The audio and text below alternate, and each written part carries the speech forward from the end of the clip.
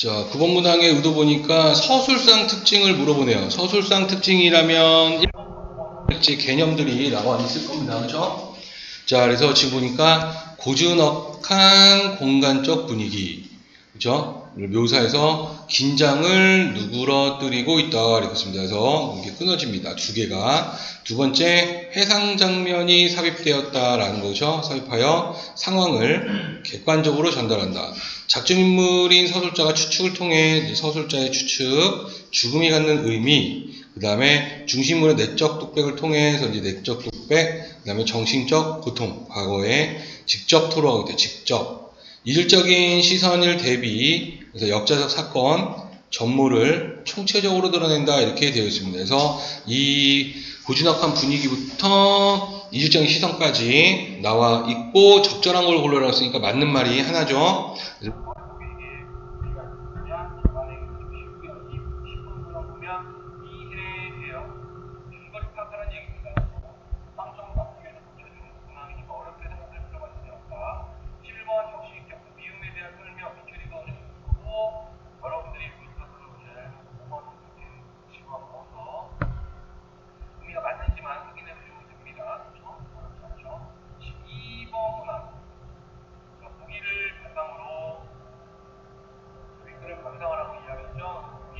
맞춰서 해석하라는 거예요. 자, 이 작품 어떻게 해석해야 되냐 보자. 이 작품은 육체 반복적으로 회귀하는 고통스러운 기억으로 인해 결국 죽음을 맞는 한 여인의 비극적 삶을 통해, 자, 그래서 지금 보면은 그 반복이 되는 고통스러운 기억이 있고요. 그렇죠? 결국에 죽음. 그래서 여인의 비극적 삶. 그래서 반공이 국시였던 시대에 국가 권력이 저지른 집단 학살에 대해 문제를 제기하고 있다. 자, 그래서 이제 반공 이데올로기, 그렇죠? 반공 이데올로기에 그 국가 권력이 저지른 집단 학살의 문제를 제기했대요.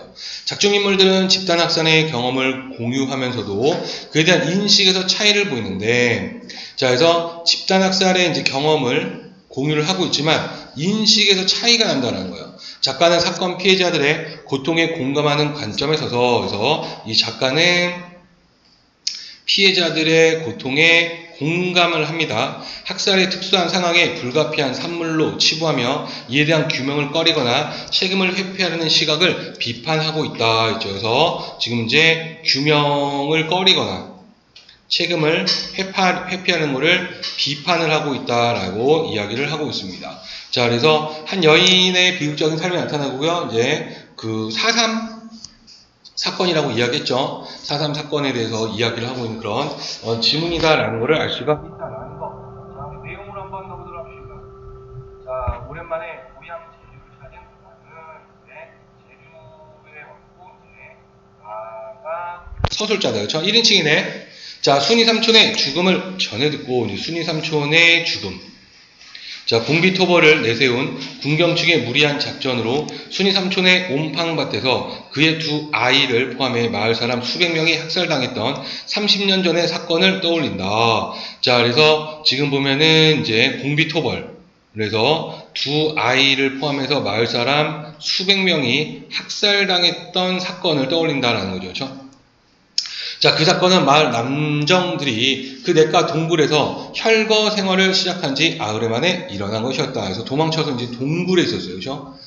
자, 이 혈거라는 것은 이 혈자가 동굴 혈자예요. 동굴. 구멍 혈자. 그 다음에 집거자. 거주하다. 그래서 동굴에서 거주를 했다는 거지. 그런데 하필 그날 순이 삼촌은 우리 할머니에게 맡겨두었던 오누이 자식을 데리러 왔다가 내려와 있다가 그만 화를 당하고 만 것이었다. 자, 이제 순이 삼촌에 대해서 이야기를 주인공이죠. 그렇죠? 자, 그래서 자식을 데려왔다가 화를 당했다라는 거죠. 문득 길수형의 열띤 목소리가 방안을 울렸다. 이제 길수형이 또 등장을 합니다. 자, 하여간 이 사건은 그냥 넘어갈 수 없으다. 아명해도 밝혀놔야 됩니다. 두 번 다시 이런 일이 안 생기도록 경종을 울리는 뜻에서라도 꼭 밝혀둬야 합니다.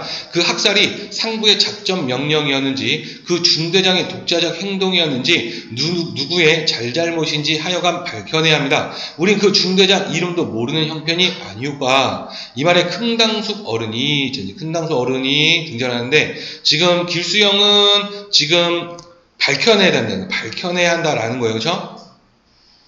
자, 고개를 절레절레 흔들었다. 그건 무신 쓸데없는 소리고 이름을 알아 무신 거 허젠 다 시국 탓이엔 생각하고 말지 공연실에 긁어 부스럼 맥을 거 없죠. 자, 시국 탓이다라고 해서 지금 우리가 보기에서 봤듯이 큰당수 어른은 그 사건을 파헤치려고 하지 않는다라는 거예요. 그래서 이제 보기에 말을 빌리자면 규명을 꺼리고 있다는 겁니다. 그렇죠? 이제 규명을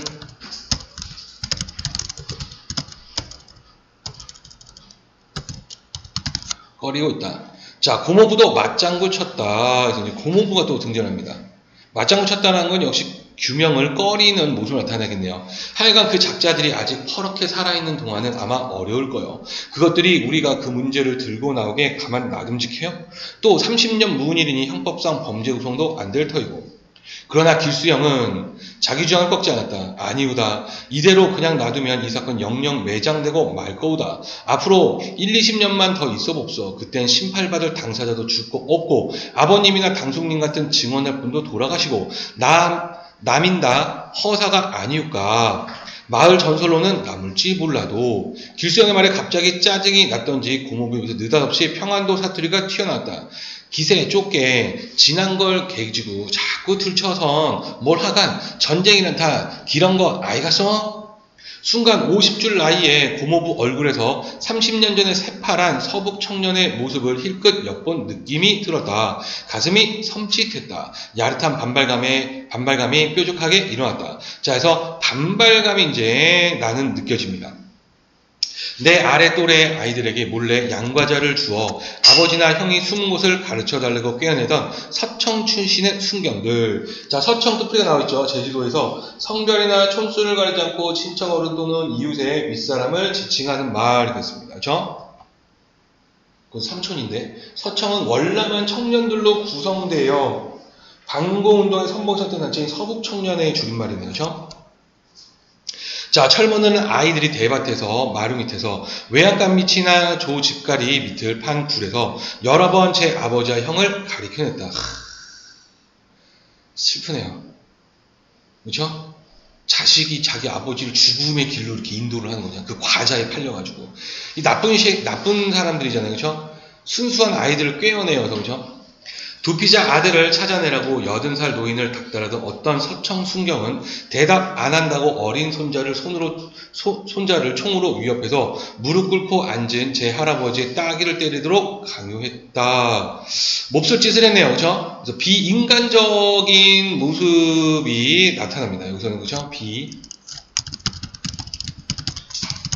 모습으로 지금 억압을 하고 있어요. 마음이 아픕니다. 그렇죠? 네. 자, 그러나 그 누구도 순이 삼촌만큼 후유증이 깊은 사람은 없었으리라. 순이 삼촌네 그 옴팡진 돌짝밭에는 끝까지 찾아가지 않는 시체가 둘 있었는데 큰아버지의 손을 빌려 치운 다음에야 고구마를 갈았다. 그의 고구마 농사는 풍작이었다. 슬프게도 농사는 풍작이네요. 송장 거름을 먹은 고구마는 목침 덩어리만큼 큼직큼직했다. 자, 그래서 지금 그 자연과의 대조를 통해서, 그렇죠? 대조를 사용해서 그 비극을 강조하고 있네요. 더운 여름날 당신은 그 고구마밭에 아기 구덕을 지고 가 김을 메었다. 옴팡진 밭이라 바람이 넘나들지 않았다. 고구마 잎줄기는 후줄근하게 늘어진 채 꼼짝도 하지 않았다. 바람 함정 없는 대낮 사위는 언제나 조용했다.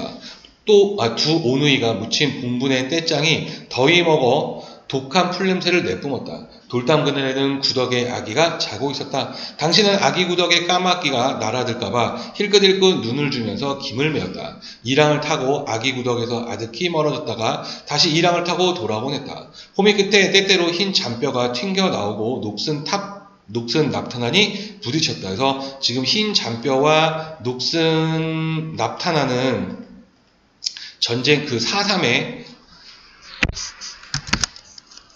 사건의 이제 비극성을 또 부각하고 있네요. 그죠? 자, 조용한 대낮일수록 콩 볶는 듯한 총소리와 환청은 자주 일어났다. 자, 그래서 지금 환청이 지금 일어났다는 건 이제 정신적 충격을 받은 거죠. 순이 삼촌이 트라우마를 지금 겪고 있습니다. 눈에 띄는 대로 주워냈건만 잔뼈와 나타나는 30년 동안 끊임없이 출토됐다. 그만큼 많았다는 거죠.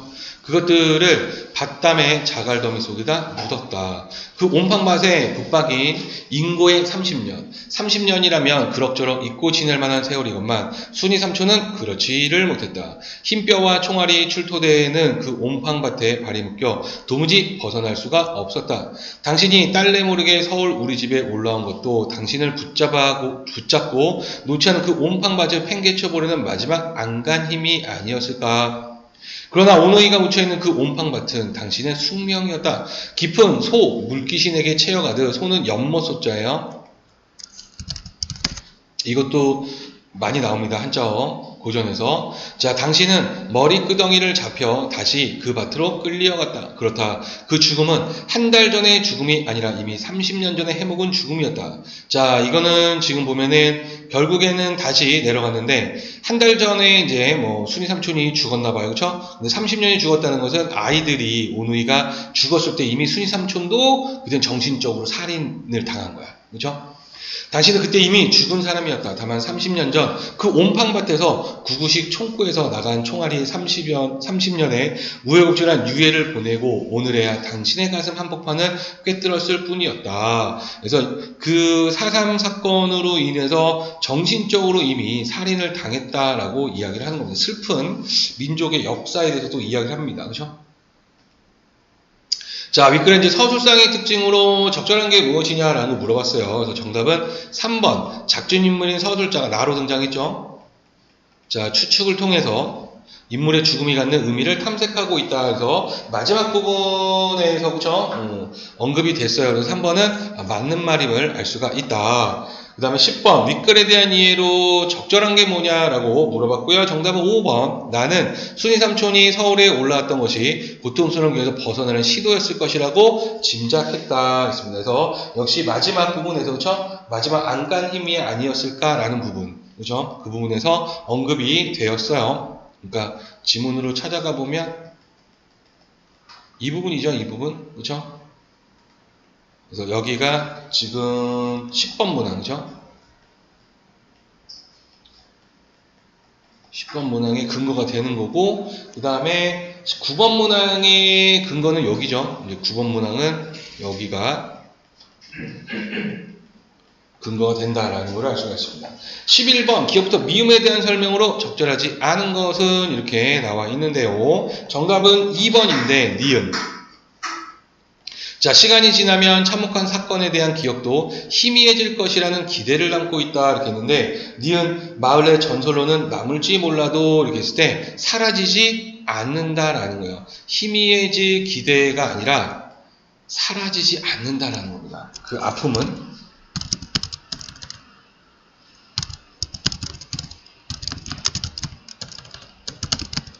사라지지 않고 대대로 이어져 내려갈 것이다 라는 것을 의미하고 있네요. 12번 보기를 바탕으로 윗글을 감상한 내용으로 적절하지 않은 거 이렇게 있어요. 정답이 5번인데